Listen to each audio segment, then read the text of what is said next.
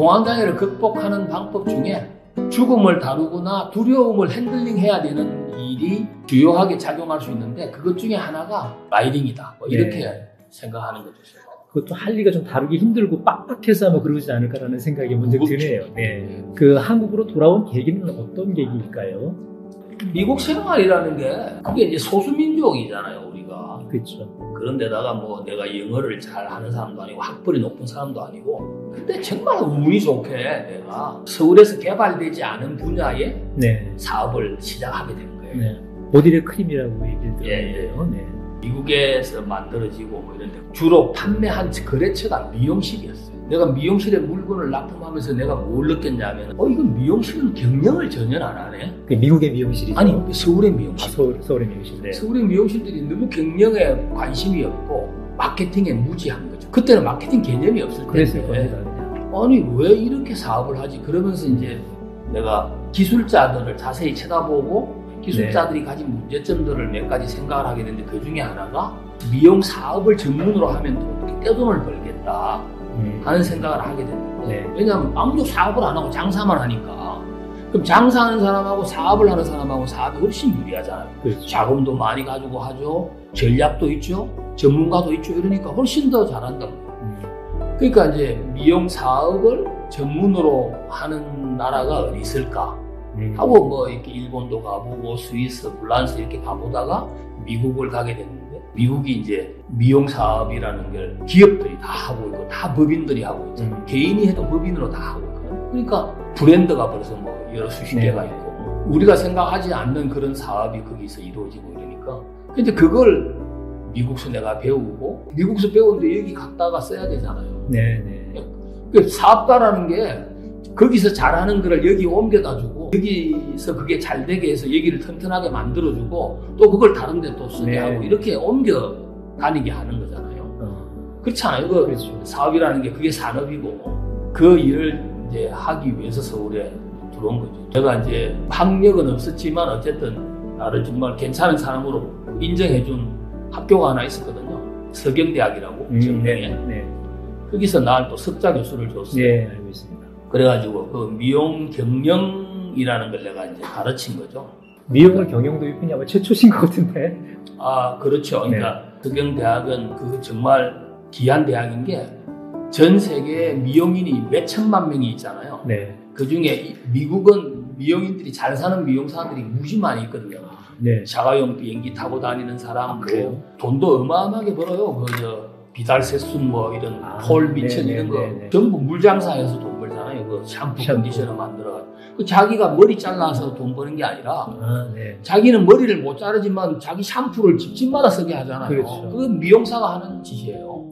그러니까 그 미용사들이 부자가 많고 그 사람들은 다 기업가적인 마인드를 가지고 있고 그 점포를 운영하는 시스템이 대단하고 이렇단 말이에요. 그거를 여기 가져다가 처음으로 이제 서경대학에 미용 경영 전문 프로그램을 만들어서 그걸 이제 내가 가르치고 지금 은퇴했죠 그것도. 이제 석자 교수는 그냥 가지고 있어도 되는데 명예직으로 미용인들 중에서도 할 수 있는 사람도 해야 되니까 7년 8년 하고 그만뒀죠. 그 다음에 은퇴하셨다 그러니까 이걸 꼭 여쭙고 싶었어요. 그 전에 이제 그 현업에 계셨을 때 사회공헌 팀을 운영하셨다라고 이제 말씀을 전해 들었는데.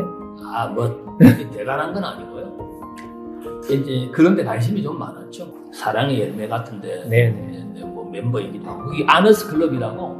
맞습니다. 그 법인이 돈을 내면 그게 안 되고 안 받고 법인에서 경비로 쓰는 비용이 아니라 개인이 세금을 다 내고 난 그 돈으로 기부금을 내는 1억 이상을 내면 그게 이제 멤버가 되잖아요. 근데 그것도 나는 좀 늦게 했는데 사실은 그걸 2006년 7년에 할 수 있는 기회가 있었는데 그때 돈이 없어서 못했어요. 정말로. 나중에 이제 제가 회사를 매각하고 나서 제일 처음 한 게 이제 내가 큰 돈이 좀 생겼으니까 뭐 거기 멤버이기도 하고 뭐 근데 회사에서도 이제 뭐 난소암어린이 돕기 뭐 그다음에 미용사들도 아픈 사람들이 많아요. 그런 사람들 뭐 돕는 거 뭐 기타 또 특히 이제 이 미용이 환경을 이해해야 되거든요. 머리를 만지고 뭐 하는 이게 좋은 미용은 자연스럽게 나와야 되잖아요. 네, 그러니까 자연을 이해하지 못하면 절대 좋은 이 두발 작품을 만들 수가 없는 거예요. 뭐 쉽게 말하면 뭐 염색을 하거나 파마를 하거나 그러는데 그 사람 얼굴이나 그 사람 삶에 자연스럽게 녹아 들어가야 되잖아요. 그러니까 이제 그 환경, 자연 이게 굉장히 중요하거든, 미용에서. 제가 서울에 나와서 미용인들이나 뭐 이런 사람들한테 뭐 자연 보호, 환경 보호 이런 거 이야기하고 하니까 그 사람들이 놀랬죠. 2000년도 나와서부터 사훈 비즈니스 컨셉이 네. 첫 번째가 환경이었어요. environmental. 네. 그러니까 미용실은 더욱더 그래요. 미용실은 환기가 안 되고 그게 지하실에 있거나 1층에 있더라도 조그맣게 만들어서 통풍이 안 되고 안에 들어가면 늘 쾌쾌한 냄새가 나고 막 이랬거든요. 근데 그걸 다 고쳐야 된다. 이게 사람들이 들어가면 아주 신선하게 느낄 수 있도록 환기도 잘 되고 이런. 그럼 뭐 엔바이먼탈을 가르쳐야 되잖아요. 네. 그러니까 뭐 환경 뭐 이런 걸 이야기하고 그러니까 어쨌든 이제 좀 앞선 이야기를 하는 거죠. 그러네. 네. 그런 대로 그게 이제 잘 인식도 되고 사업에도 도움이 되고 그런 거죠. 환경에 대한 걸 말씀하셨는데 저는 지금 두 가지를 이해했거든요. 그 공간에 있는 물리적 환경도 좋아야 되겠지만 그 미적 환경 있잖아요. 그 사람의 얼굴 컨셉에 맞는 헤어 디자이너가 나와야 된다. 디자인이 나와야 된다. 두 가지인 거죠. 그게 같은 말이죠. 그런가요? 네. 그러니까 바깥에 지구 환경에 대해서 관심이 없는 사람이 미용을 잘할 수가 없다는 거죠. 세계적으로 유명한 디자이너 중에 어떤 사람이 있었냐면 장폴 데조리아라는 사람이 있었는데 그 사람이 이제 폴 미첼의 지금 주인이에요. 네. 폴 미첼이라는 그 샴푸 컨디셔너 나오는 그 회사의 주인인데 그 친구가 우리나라에도 관심이 많았어요. 그 친구가 북한에 가서 북한에 있는 비무장지대 그거를 통일되더라도 건드리지 말자. 그대로 두라. 네. 그걸 이제 김일성이한테 사인을 받아놓은 거예요. 김일성이 살아생전. 그리고 우리나라에 와가지고 여기도 남쪽도 그렇게 하자 그러니까 그 아무도 동조를 안 해요. 그러니까 내가 한번 만났는데 아주 옛날 이야기인데 내보고 그거 어떻게 좀 도와줄 수 있냐. 야, 너 그거 힘이 없어 못한다. 자기는 그게 굉장히 중요하다고 생각하는 거예요. 그러니까 세계에서 30년, 50년 동안에 아무도 들어가지 않은 자연 그대로의 땅을 가지고 있는 곳이 많지 않은데 브라질에 아열대 밀림지대도 계속 개발하죠. 뭐 골프장 만든다고 하죠. 뭐 하죠. 뭐 다 그 난리인데 지금 비무장지대는 그대로 있잖아요. 그러니까 이 땅을 자연 그대로 지키자. 그러니까 그거를 위해서 그 엄청난 돈을 쓰는 거예요. 그 친구들. 네, 북한에 돈도 많이 갖다 주고 뭐 어린이들 뭐 불우한 어린이들 돕는데도 돈도 많이 주고 하지만 환경 문제에 관심이 그렇게 많아요. 네, 그러니까 이제 그런 사람들이 내 주변에 있으니까 내가 보고 그냥 따라가면 되는 거잖아요. 네, 그러니까 이제 방금 이야기했듯이 누구를 만나느냐에 따라서 사람이 많이 바뀔 수 있는 거예요. 나는 운이 좋아서 미용사지만 저 사람이 저런 이야기를 할 정도의 사람들이 주변에 있었기 때문에. 미용 쪽, 그 다음에 미용과 패션은 사실 언뜻 생각하기에 청춘의 전유물처럼 느껴지는데요. 노년이 생각하는 미용과 패션은 뭘까요? 그거 그 전유물이 아니죠. 젊은 사람들이 전유물이 아니고. 네. 그 미용과 스타일은 삶에서 녹아져 나오는 거거든요. 그러니까 내가 지금 옷을 이렇게 입었는데 이렇게 옷 입는 게 뭐 누가 억지로 만든다 그래서 만들어지는 게 아니에요. 삶의 스타일은 삶에 녹아져 있는 그 일종의 방식이고 표본이기 때문에 그게 젊은 사람들이 전유물이다는 동의할 수 있는 얘기입니다. 미용과 스타일은 시간이 갈수록 레전드들이 더 가치를 인정받을 수 있고 또 그렇게 해야만 되는 가치가 있는 거죠. 나에게 노년의 의미는 어떤 것일까요? 궁금합니다. 그건 뭐 젊은 사람들의 삶과 똑같죠. 그게 노년이라는 게 뭐 지금 제가 논다 그래서 진짜 노는 건 아니고 혁신적인 사업이나 좋은 일에 관심도 많고 또 되돌아볼 수 있는 여유도 생기고 이렇기 때문에 노년에 살면 어떻게 보면 더 풍요롭게 즐길 수 있는 에너지가 더 많은 거죠. 네. 어렸을 때 꿈은 무엇일까요? 저는 사실 그런 것도 마땅하게 없었어요. 고등학교 1학년 때 우연히 내 짝지가 된 친구가 글을 쓰는 걸 보고 내가 글을 쓰게 됐는데 시를 써야 되겠다는 생각을 하게 된 거예요. 그러면서 그때는 또 그렇게 어두운 시절이었잖아요. 그러니까 반정부 단체, 뭐 YMCA, YWCA 뭐 이런데 뭐 이렇게 기웃거리고 뭐 이러면서 현실 세계를 조금 부정하기도 하고 네. 이렇게 한 거죠. 그러다 보니까 이제 학교도 안 나가게 되고, 아 이거 대학 간다고 다들 막 볼사매고 막 공부하고 이러는데 난 저거 할 필요 없겠다 뭐 이렇게 생각하게 된 거고 뭐 이랬는데, 어릴 때의 제 꿈은 뭐 구체적으로 뭐 돈을 많이 벌어야 되겠다 뭐 이런 것도 사실은 없었고요. 막연하게 그냥 시가 좋았고, 예, 그림이 좋았고, 음악이 또 무지 좋았어요. 우리 집에 전축이 없었는데 네. 친구 집에 전축인데 그 전축에 레코드 판들으러 2시간을 걸어가는 거예요. 비 맞으면서 가고.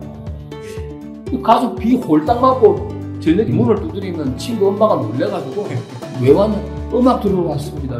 어쨌든 저는 이제 음악 좋아하고 그림 좋아하고 시를 어릴 때부터 그랬던 거예요. 네. 주로 어떤 음악이셨습니까? 그때는 뭐 이렇게 하드락 같은 것도 많이 듣긴 했지만 네. 클래식 다방이 부산에도 한 20-30개 있었거든요. 그 중에 하나가 그 시청 앞에 있었는데 백조 다방이라고, 거기 날 가서 죽치고, 예, 베토벤 듣고 모차르트 듣고 뭐 바그너 듣고 그랬죠.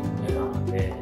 살아오시면서 그래도 내 인생 최대의 아픔, 좌절감이 있었을 거예요. 아까 그 공황장애 잠깐 말씀해 주셨는데 그걸 좀 더 구체적으로 말씀해 주신다면?